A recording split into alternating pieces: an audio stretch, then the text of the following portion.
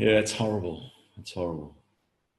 So for those who are listening after the event, I'm just chatting with Elizabeth here from Sydney, and just a little of her story that her dad died 15 years ago, um,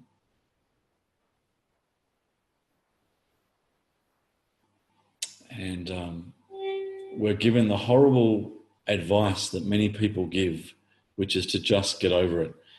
And if you've ever heard my posts or read my blogs, I'm so anti such a statement. I think it devalues the person, it devalues the pain, it devalues the loss, and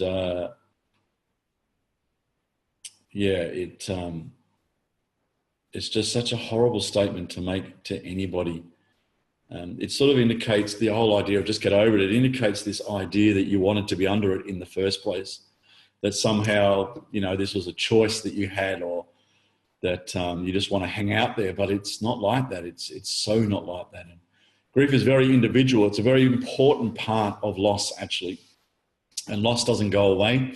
Loss is with us forever. For Elizabeth, it's 16 years later, and the impact of her father's death still, I'm sure, impacts her every day.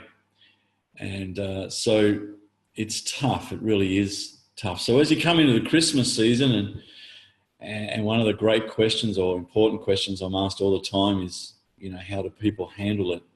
And I guess I need to start off by saying that grief is very individual, but there's also similarities, and it's that I guess we want to talk about more today. I just want to read some of these comments that's been sent in.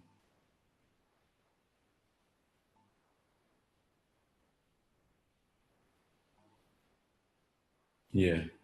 One of the comments Liz has made is that they live most days okay, but then all of a sudden it jumps in and grabs you at different times. And that so much is the issue of grief, isn't it? It's like all of a sudden I feel okay or in control, or, it's like everything, I'm coping really well. And then a song, a situation, a place, a smell, a meal, a phone call, a photo can all of a sudden just trigger us back into that place of, oh man, the pain just comes back, and the weight of grief, all of a sudden weighs us down.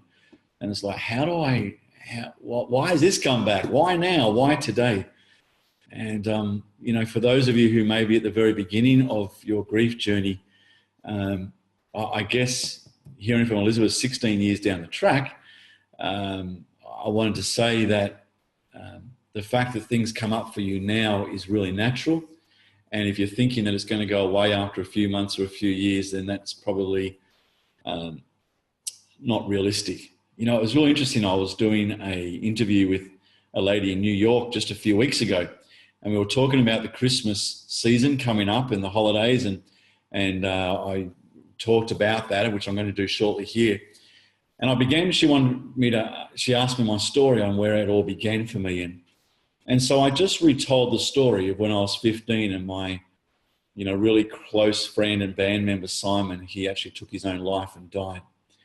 And I remember so clearly that no one spoke about it. No one sat us down. No one did anything really. We somehow had to navigate this incredible loss and heartache on our own. And as I was telling this and recounting this story to her audience, I was telling the story, and we're talking now 33 years ago. And I'm talking about it. I'm talking about the impact, and I was talking about the funeral and talking about my memory of the coffin and the nameplate and all sorts of things. And right in the middle of this interview, and the story in which I've told so many times over, I burst into tears. And I literally was just in this place of pain, and it was like I went back 33 years ago. And grief grabbed me, and I just felt this overwhelming loss and my 15-year-old self all over again. And it was, it really took me by surprise. It's a story I've told many times. It's how I began in the grief work, really. It probably set the path of my life. And yet here I was in tears 33 years down the track. And so that's grief. But that's how it began for me. From there, I went on to pastoring. I pastored churches for 25 years. And so I was always around pastoral care and funerals. And then as part of that, I worked for a funeral home and still do actually, or multiple funeral homes, and have conducted over 1,200 funerals. And for a period, they're really specialised in children and babies and as well as homicide and suicide. And so I've sat literally with hundreds and hundreds of families and probably thousands of individuals over the last 20 plus years and listened to their stories and shared with them and cried with them and laughed with them and tried to give keys that would help in some way that would perhaps help them. And Elizabeth just wrote there, I still sometimes feel shameful that I react all these years later. Elizabeth, please don't feel shameful. It is so natural and it's okay. And it's okay to feel as much pain today as what you did 16 years ago. And as I said at the start, loss doesn't go away. Loss is with us forever. Your love for your dad, the missing of your dad, the pain with your dad not being here never goes away. And grief's job is to help us, I guess, to work through that and to live that pain and to confront the journey in which that's given you. And so if you have moments even now when you miss him and you're sad, you cry, you have bad days, I just want to say that's natural. Don't fight it, go with it. Just call it for what it is. I'm having a sad day. I'm having a tough day. Today I miss my dad. Today I cried all day because even though it's a long way down the track, I'm missing him as much today as what I did 16 years ago. And so I just want to encourage you, I want to give you permission, if I can do that, to feel those emotions. Don't be afraid of them. And please don't ever, ever be shamed by this. It's natural. We grieve because we loved. We miss because we first loved. And so I want to encourage you to just allow those emotions to come. So sitting with all these different people, you can imagine the stories. Some of the stories are so heartbreaking. And to be honest with you, I don't know how people get out of bed sometimes. I just don't know. And my own journey of loss and loved ones and colleagues and things that I held so close and dear in my own life that just all of a sudden weren't there. And, often we only talk about death, but loss and grief can come in so many different packages. And it's certainly been my journey to experience and feel that. So when it came to Christmas time, I wanted to go through some things that I have found helpful and other people have written about and I've blogged on and things. So let me just talk through those and I trust, as I speak in this next, 45 minutes or so, some things won't impact you, but others may. And my hope today is that even if it's just one key or one thought that I put out there that you go, wow, that could help me, then I think our time together has been really important. The first thing, I guess, about coming up to the Christmas time is to acknowledge the fact that it is Christmas, that people are going to be celebrating all over the world, that people are going to be fulfilling their traditions and their family traditions, and to acknowledge the fact that for you, that's different. It's not the same as what it was before the loss. And so the first thing I want to encourage you is just be real. Wow, you know what? It's only a week until Christmas, not even 6 days. It is coming whether I like it or not. The second, I guess, is to make plans, to plan about how it's going to look for you. And if you've got family members and kids and all of that, then it needs to be planned and special and wonderful. And I want to again say to you that enjoying Christmas is not missing your loved one. Planning and making Christmas amazing this year does not decrease the loss of your loved one. It doesn't decrease the pain you feel. And I want to encourage you to plan towards that. But even in those plans, be flexible, because grief can just sneak up and grab you when you're not ready. And so my encouragement is make the plans you can, put things in place that will help you know what's coming. It'll prepare you emotionally towards that, but be flexible because things can change pretty quick. I'd encourage you to discuss those plans with your family and those close to you. My plan is to do A, B, and C. And if it's a bad day, I'm just going to pull back a little bit from that. But I just want you to know this is really the plans on where I'm going to go. For my family, we have certain traditions that we enjoy. And when there's loss, some people want to keep those traditions and other people want to stop them. And so sometimes the navigation between siblings and other family members and extended family members can be really challenging. Again, I would encourage you to have those discussions earlier than later, not leave it to the day. You know, get on the front foot on it, be active, you know, and talk to your brothers, your sisters, your uncles, whoever it is you need to talk to, mum or dad, or depending on where the loss is, you know, and talk about those family traditions that you may want to continue or that you may feel are inappropriate now. Again, I believe if you're a family that celebrated Christmas, you should still celebrate Christmas. In fact, I think we do it in honour of those that have left, in honour of those that we love and that are not with us now, but they loved Christmas as well and loved everyone coming around, then you would do that in honour of their memory. But to plan and to have the discussions before the event, I think will really help you to just handle it a bit better. I guess an extension to that is the fact, and we know this, that everyone grieves differently. And not only do different cultures and faiths grieve differently, but even different members of the same family grieve differently. And so I'd encourage all of us, you know, not to put everybody in the same boat as how I would experience grief. You know, I'm a talker. I like to process by talking. I'm an audible thinker. And so for me, it's really important to sit and talk. But even for my wife, she is an internal thinker. She needs space. Her energy or recharging is by alone time. My recharging is by people. And so even in a marriage, we're so different. And so we grieve differently. You know, when her nana died, I wanted to talk about it and talk through it when she wanted to just retreat. And we've got to be careful, I think, and sensitive to the different grieving styles, even within our own family. You know, the insensitivities of children. I think children at Christmas are wonderful and they get so caught up in it. But sometimes we can be in so much pain that it's like, man, don't they know I'm hurting? And it's not that they don't care, but there's an age appropriateness of their understanding.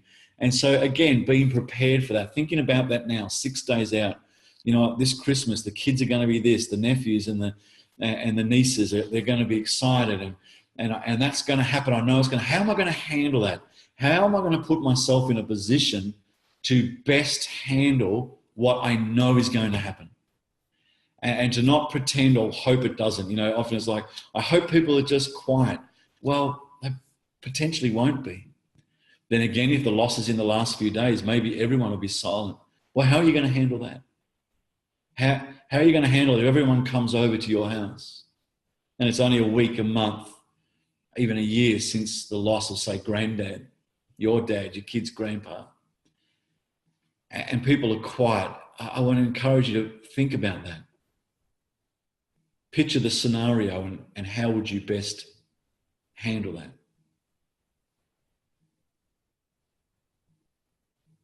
Maybe there's things that you've done in the past that this year you find daunting, overwhelming. You know, maybe before you used to cater everything and it just didn't matter, and yet now your energy's gone, your drive is gone, you know, when we're in the depth of grief, everything can feel so difficult, like there's this wet blanket just sitting upon us. And I want to encourage you that maybe even though you're used to do it all, this year you need to handball things, you need to set things aside. And I know for my family, things are different this year. And so for the first time ever, my mum's asked others to do a whole lot more than ever before. And I'm really proud of her for doing that, to really get the help that she needs to be able to get through. She still wants to host Christmas, but it's different and it's hard. And there's a whole lot of dynamics going on, including anticipatory grief going on. And so I'm really pleased that she's asked for help, and I encourage you to do that. What about remembering your loved ones that are not there in different ways at Christmas time? Perhaps some thoughts would be candle lighting. If you're into candles, some people don't like that, other people love it. You know, candle lighting can be an idea. I know one of the families that I've worked with in the last few years, they have a bauble that's got a picture of their dad, and they hang that up on the tree. And they love to look at it and they feel like dad's part of it. I suggested that to someone else recently and they felt that was a horrible idea and they couldn't think of anything worse. And again, it's that individual grieving styles that for some it's powerful, for others it's deflating. Well, what about you? Would that be a good thing or a bad thing to put photos up, especially even on the tree? So again, it's this questioning, how would I feel about that? Maybe you try it this year and see how it goes, and if it doesn't work for you, change it. Another thought for this Christmas as you head into it is, your food and drink intake, and particularly alcohol. When we're down, when we're flat, when we're upset, when we're emotionally drained, certainly excessive alcohol consumption can make things a whole lot worse. And, if there's angst in the family as a result of the loss, and unfortunately that happens all the time, often mum or dad or grandma, grandpa, they're the glue of the family. And then when they pass away, the fractions begin to start. And so sometimes, getting on the alcohol and just getting a bit tipsy and then beyond that gives us Dutch courage, and we say things and do things that we wouldn't have done otherwise. And so again, as preparation, as you head into this Christmas Day and beyond that, maybe think about that, maybe consider it and what you'll do. I know for me, I haven't really been a drinker for over 20 years, but I made a decision over 20 years ago that I would have one drink, and at the most in a whole evening, and I'm talking 5 or 6 hours, I might have 2 drinks. And it was a decision I made a couple of decades ago, and I've just stuck to it. And I know why. I know because by the time I get to drink number 3, I really would like 4, 5, and 6. And so I just know me. I mean, my personality is sort of to go to all the extremes. And so I just know, Steve, you are best if you have one drink and you're not putting yourself in danger. I just encourage you to think about it as you come in. You don't want the Dutch courage to say the things that you're going to regret, to cause more pain in the family. It's something that happens so often. I've probably lost count of how many times I've sat counselling someone and we're counselling initially about the loss and the grief, and then it goes into behaviours that have caused more pain. And so I want to encourage you to avoid that. I wonder if we could think about the Christmas tree for a little while. And one of the analogies that I've used on the Christmas tree, and you can see one behind me there, the Christmas tree, I've liked to look at things like the star.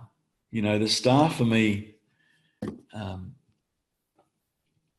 I use as representative of those who are no longer with us, those that I'm missing, loved ones, whether family members or friends.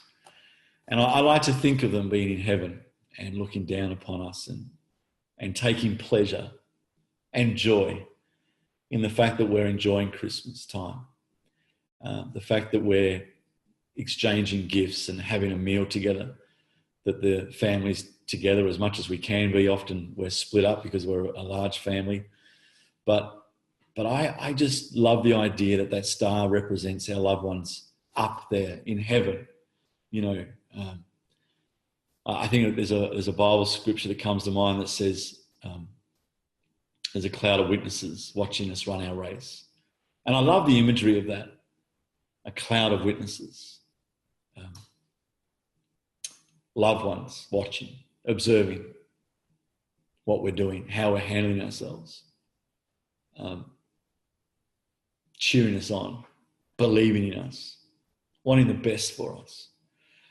I've been in hospital rooms and homes with a lot of people in their last hours over the last 25 years, many, many, many, many people in their last hours. And even the days before and even months for those who've got diagnosis and they're living through, palliative care or preparing over the few months. And never, ever, ever have I ever heard anybody, let me say it again, never, ever have I heard anybody say to their loved ones, when I die, I want you to sit around and mourn for me for the rest of your life. I've never heard anyone say that. I've never heard them say, I want you to live a sad life. I want you to live a life in pain. I want you to stop all the things that you loved, all the things that we loved, I've never, ever, ever heard it. And yet so often we end up living that way. And in some ways, in a weird way, it's some people, when they talk to me about it, it's as though they feel like they're honouring the deceased by living sad. I think there's a really big difference between being sad and living sad. You know, I love what Elizabeth said earlier, that there's still times when the sadness comes. To me, that's not living sad. That's just having those sad moments, which are healthy and important, and continue to remind her of her great and deep love for her dad. But that's not living sad. You know, to stop, to be completely stuck, to be paralyzed, instead of remembering and being thankful and posturing ourselves in a place of incredible thankfulness, that we were blessed enough to have loved and to have been loved. And so for me, the star on the top of the tree represents those who are now watching us and wanting the best for us. And then there's all those decorations, the baubles and the things that hang, and this, you know, the ribbons and all of the tinsel and you know, we, in our family, I'm not in my house at the moment actually, but in our family, I have my wife and 3 daughters. We've got 3 trees, and they are spectacular. I mean, they are worthy of Instagram, that's for sure, if not TV. And it's filled with all of these decorations. And I want us to think of the decorations as all the memories that we made together with our loved ones. All those times, the outings, the sitting watching TV, the walks, the meals, the presents, the birthdays, the long walks, the trips away, the mundane. And I look at the tree and I think, wow, when I think of my mum and my dad who are in their 80s now, when I think of others who are not here, grandparents, friends, uncles and aunties, really close friends. And I think, wow, those decorations represent so many memories. And I choose to make them the good memories, not the bad memories. I think if you've been alive long enough, you have plenty of bad memories, even with those we loved, right? But I remember the good memories, the memories of that I want to carry, and I want to look at the tree and go, wow, it's just full of memories. And that postures me into that place of thankfulness, of gratitude. Wow, I got to live life with that person, whether it was for a really short amount of time or a really long amount of time. And it's okay to enjoy the memories. It's not that you love them less because you smile at memories, or it's not that you're being disrespectful. In fact, quite the contrary. I think we're honouring them when we're smiling and laughing about the things that are done. I think it's wonderful. I remember conducting the service of an 18-year-old girl, and I was the last person to have given her a hug. And from a meeting, we were at a youth group meeting, I gave her a big hug, and she gave me a hug, and we drove off, and I went left, she went right, and she crashed and died the next day. And I can recount everything that happened from then on, and the hospitals and the machines and all the decisions that were made with the family, and I was part of all of it. And it brings incredible sadness even now, 16 years later. And yet I can remember her smile and her laughter and her joy. And she just lived the dance like nobody's watching statement. I mean, she was bigger than life, and she lit up a room, and the memories even now that I carry just bring so much joy to me. And I want to remember that stuff. I want to remember that stuff. You know, when I think of Simon, 33 years later, there's so many great memories. Band competitions we won, rehearsals where we just sat and talked about girls and didn't do much rehearsal. You know, the memories, wonderful memories of my family. To hold them dear this Christmas is really powerful. And then underneath the Christmas tree, there's presents. There's boxes that are wrapped up, not yet opened. And I want to encourage you to think about those presents today under the tree as memories not yet created. To me, they're what's ahead of you, what's ahead of me. I can look at the star and know my loved ones are smiling upon me. I can look at the decorations and remember the great things that took place. But I can now look at the boxes and be so excited and encouraged about the things that are going to come to pass in the future.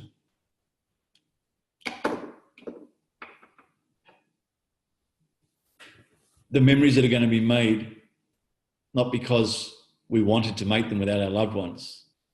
We want our loved ones with us, but we can't have them. So we need to make them anyway. And do it in a way that honours our loved ones. Do it in a way that I'm going to create all these new memories with my young children, and I'm going to tell them about their grandma and their grandpa because they were important in my life. But I'm going to make these great memories in the days ahead because of the love that I had for those who are not with me now. And because of the love I have for those who are with me now. What a horrible shame. What a horrible thing to take away the potential memories to be created with those who are still here because we're stuck in a grief for those who are no longer. I think making new memories for those who are alive honours the dead. I really do. I think there's something special about living well, even when there's grief. And to me, when I look at the Christmas tree, it's filled with hope. It's filled with possibilities. It's filled with potential of what can be in the days ahead. Christmas can be a really tough time, really tough for those in grief, and particularly if it's brand new. And I want to encourage you to plan well, to consider the different scenarios you are going to face over this next week or two, the triggers that are going to bring back memories that may cause great pain, and to, at the best you can, prepare for those emotional punches, kick in the guts that come. And I think it better prepares us. It better prepares us to have support around us and networks, to have the discussions before the event, and to posture ourselves in a place that the memories are beautiful. I have a friend, and he lost his daughter a long time ago, who died. And a long, long time later, he still cannot look at a photo. Well over a decade, getting closer to 2 decades. He cannot look at a photo. He hasn't continued well in life at all. And it saddens me so much. But for him, he just can't get there. I'm not suggesting for a moment that Christmas time is smiles and laughter and bells, food and presents. I know it's filled with pain, and I know the pain intensifies. But I wonder whether we can choose today, to the best of our ability, to live well through this season. To go with the feelings. It's okay to have sad days. It's okay to have sad hours, even 10, 20, 30, 40 years down the track. To me, loss never goes away, nor our love for the deceased. But I wonder whether you can find the joy of Christmas again this year, the gift of Christmas, and allow it to energize you. Allow the festive season to actually wrap its arms around you and remind you that you're loved and special and wonderful and here for a reason. And that we do that not because we're dishonoring, but the exact opposite. We are honoring those whom we love. If you want to send me a question on the chat there, just drop one in. I'm more than happy to answer it. I don't want to go on forever, but I just want to encourage you as you head into this week. Plan for it.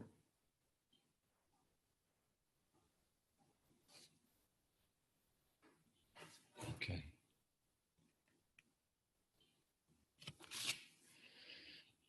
Awesome.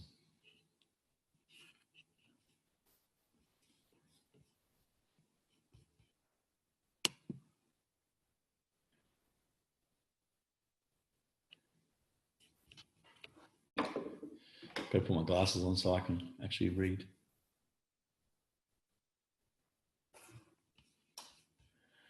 Oh, thank you. There's lots that was said that have been helpful. I'm so glad. You know, there's not a quick fix, hey. There's no magic wand. There just isn't. But my prayer and hope is that this Christmas will be the best one.